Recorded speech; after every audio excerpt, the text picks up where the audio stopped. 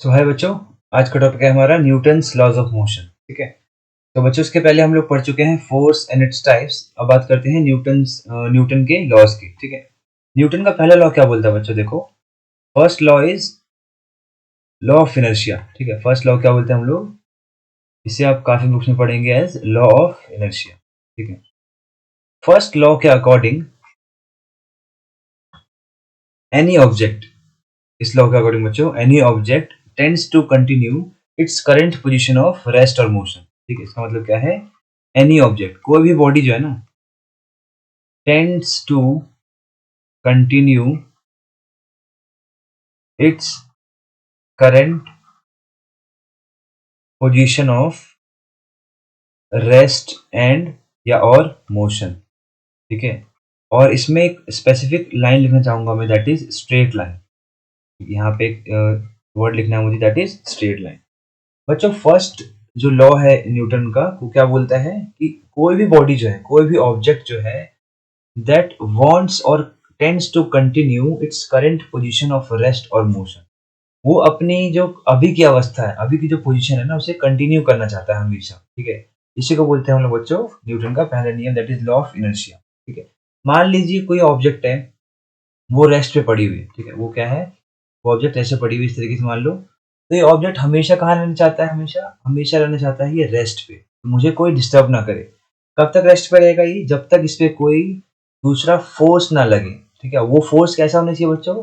That force should also be a unbalance force. ठीक है। ऐसा फोर्स होना चाहिए बच्चों, एक अनबैलेंस फोर्स होना चाहिए, इसे रेस्ट से हटाने के लिए। ठीक है। अब आगे बात करते हैं हम लोग। अगर हम बात करें मतलब इसी नियम की, इसमें एक और आता है बच्चों, that is inertia of rest and motion. ठीक है। अगर इनर्शिया की बात की जाए तो इनर्शिया पहले समझ लेते हैं, इनर्शिया क्या होता है। इनर्शिया क्या है बच्चों?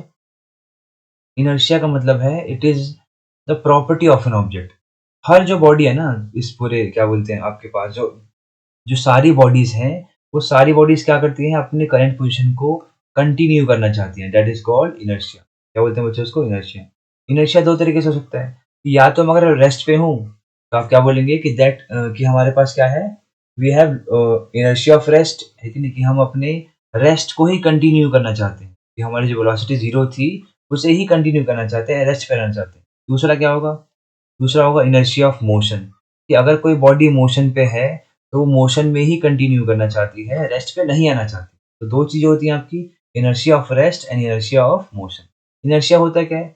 इनर्शिया किसी भी बॉडी की एक प्रॉपर्टी है। ठीक है। प्रॉपर्टी मतलब कि कहने का मतलब है कि वो शो करना चाहता है कि मैं ऐसे ही रहना चाहता हूँ। ठीक है। तो इनर्शिया क्या बच्चों? Inertia is the property of an object by virtue of which it continues at position of rest और मोशन। वो चाहता है कि मैं रेस्ट पे रहूं, या वो चाहता है कि मैं मोशन में ही रहूं, अगर मोशन में। ठीक है। एग्जाम्पल क्या होंगे? देखिए, बेस्ट एग्जाम्पल क्या है। मान लो आपके पास एक फुटबॉल है। क्या है? एक फुटबॉल है। जब तक आप उसको किक नहीं करोगे, ठीक है, जब तक आप उसे किक नहीं करेंगे या जब तक उस पे कोई फ़ोर्स नहीं लगेगा, क्या बच्चा वो मूव करने वाला है? तो आपका आंसर क्या होगा? बिल्कुल भी नहीं करेगा। नहीं करेगा ना?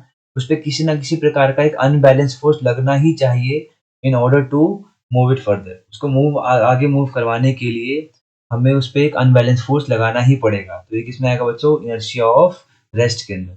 अच्छा, मोशन में क्या हो जाएगा? आप एक बस के अंदर ट्रैवल कर रहे हैं ना, आपने पढ़ा होगा बहुत बार। आप एक बस के अंदर ट्रैवल कर रहे हो।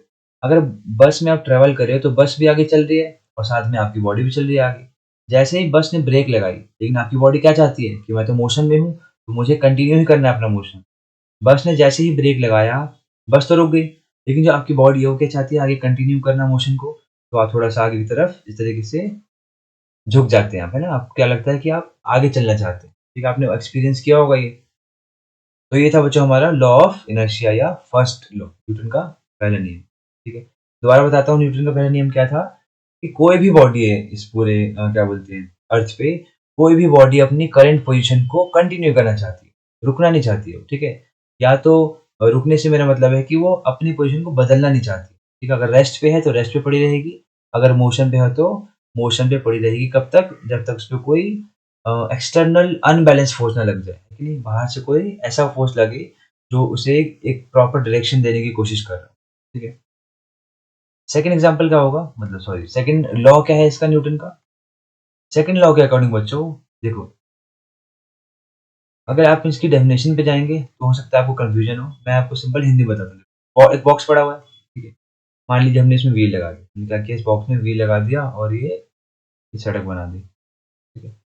इस सड़क पे ये बॉक्स पड़ा हुआ है ना, मैं इस पे फोर्स लगा रहा हूँ। ये क्या लगा रहा हूँ बच्चों, इस पे मैं इस पे फोर्स लगा रहा हूँ एफ। फोर्स लगाने के बाद क्या होगा, पहले ये u वेलोसिटी पे था, अब ये v वेलोसिटी पे आ गया, हो गया कि नहीं। और इसके पास अपना कुछ मास m भी होगा। तो कुल मिला के कहना क्या चाहता हूँ मैं, कि जितना ज्यादा मैं फोर्स लगाने वाला हूँ बच्चों, इसकी वेलोसिटी, या मैं बोलूँ आपको, इसका एक्सेलरेशन उतना ही ज्यादा चेंज होगा। सही बात है कि नहीं, बिल्कुल सही बात है। आप मॉल में जाते हैं, आप ट्रॉली में सामान भरते हैं, आपसे खींच के ले जाते हैं, आप है ना, सिर्फ क्या करते हैं, आपसे आगे लेके जाते हैं। तो आप जितनी तेजी से इसको पुल करोगे, आप जितना ज़्यादा पुल करोगे, इसका जो एक्सेलरेशन है, या मैं सिंपल सी बात करूँ आपकी, जो वेलोसिटी में जो बदलाव है इसका, वो क्या हो जाएगा बच्चों, उतना ही ज़्यादा बढ़ जाएगा।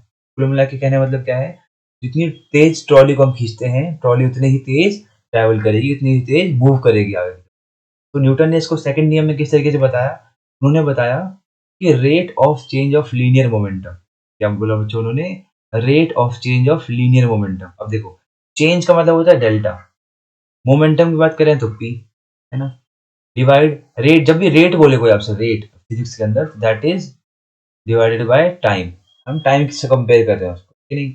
तो rate of change of linear momentum, rate की बात कर दी, टाइम लगा दिया, चेंज तो डेल्टा लगा दिया दोनों में, is proportional to force applied on that body. जितना ज्यादा फोर्स लगाओगे, मोमेंटम चेंज होने का रेट उतना ही ज्यादा बच्चों बढ़ जाएगा, ठीक है। मोमेंटम होता क्या है, मोमेंटम होता है मास इनटू वेलोसिटी। लेकिन जब डेल्टा पी की बात की जाए, जब चेंज इन मोमेंटम की बात की जाए, तो मास तो बदलेगा ही नहीं, क्या बदलेगा, वेलोसिटी बदलेगी। तो हम क्या लिखेंगे इसको, v माइनस यू। साथ में डेल्टा टी भी है। अब डेल्टा टी क्या ही बात की जाए, T two minus T one तो होगा वो, दैट इज टी लिख सकते हैं हम इसको। कुल मिला के बच्चों कहने का मतलब क्या है, कि M V minus U by T is proportional to F, है ना। अगर आप इसको प्रोपोर्शनैलिटी को हटा के अगर आप इक्वल्स टू लगाना चाहते हैं, तो आप के ले लीजिए आप, है ना। जो के होगा, अगर आप इसको वन लेते हैं, इसकी वैल्यू जो है, अगर आप इसकी वन कंसिडर करते हो, ठीक है, यहाँ पे सारे एजम्पशंस को हम हटा के बात कर रहे हैं, तो जो फोर्स होगा आपका that will be M V minus U by T. अगर आपने हमारा मोशन चैप्टर का आपने देखा वीडियो, तो उसमें हमने बताया आपको v minus U by T is acceleration. यहाँ से क्या मिल गया बच्चों हमें, f बराबर, this is Newton's second law, ठीक है। सिंपल टर्म्स में मैंने बताया आपको, एक ट्रॉली है, ट्रॉली को जितना ज्यादा फोर्स लगाओगे, उसकी वेलोसिटी, उसका जो एक्सेलरेशन है, वो उतना ज्यादा बढ़ जाएगा, ठीक है। बदल बढ़ जाएगा से मेरा मतलब है चेंज जो है ना, बदलाव जिसके अंदर आ रहा है, that will increase. This is Newton second law. Third law बहुत आसान है। थर्ड लॉ क्या है बच्चों, पढ़ा होगा आपने, in every action there is equal but opposite reaction, ठीक है। सिंपल सी बात है, इस बॉक्स को आपने हिट किया, ठीक है, आपने हिट किया एफ फोर्स से, तो ये क्या करेगा, ये तुम्हें दोबारा हिट करेगा, उल्टा हिट करेगा, माइनस एफ। माइनस का मतलब क्यों, अगर मैं इस डायरेक्शन को पॉजिटिव मानूं, तो उल्टी डायरेक्शन क्या हो जाएगी अपने आप, वो अपने आप, अगर मैं इस डायरेक्शन को पॉजिटिव मानूं, तो ये वाली डायरेक्शन क्या हो जाती है बाय डिफॉल्ट नेगेटिव। सही बात है कि नहीं।